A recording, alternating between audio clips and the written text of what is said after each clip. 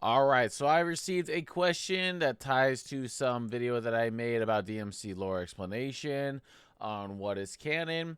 And so the requester, they specifically talk about novels, guides, manuals, and games. And it comes down to more discussions on what is more sufficient to source from the other. It's confusing for guides.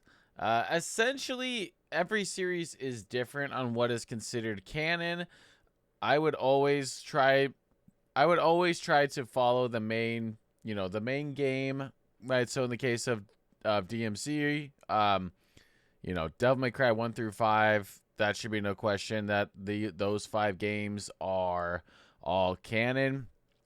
And then additional things like the novels, it all kind of boils down to you need to be able to read it yourself or find a very good resource to go validate that they are actually canon, because you want it needs to make sense with what's going on. And there are going to be times where the writers kind of contradict themselves and things like that. You just need to be able to understand that going into it, because it does happen every once in a while, especially as the series goes on longer and you get into writing it or developing it in general, and they may note something that totally contradicts something that they did at the beginning of the whole series, and sometimes that's just how it is, and it may not be that big a deal up front, but essentially, be able to, if you're really curious of like what's canon to something, be able to understand that.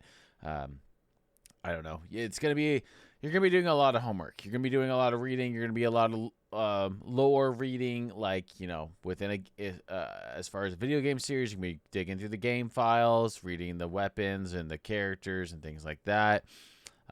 Reading through the guides and reading, what little nuggets are within the guide that can help you. Like DMC2's guide is pretty notorious for having little things that help you understand just how powerful Argisax was and things like that. So anyway, I would always recommend, read it yourself or play it yourself, and try your best to piece it together, and always ask questions like this, because it helps, build out what's going on with the rest of the community. That way you don't have a bunch of isolated folks trying to come up with their own headcanon of what's going on. But good question. Follow for more.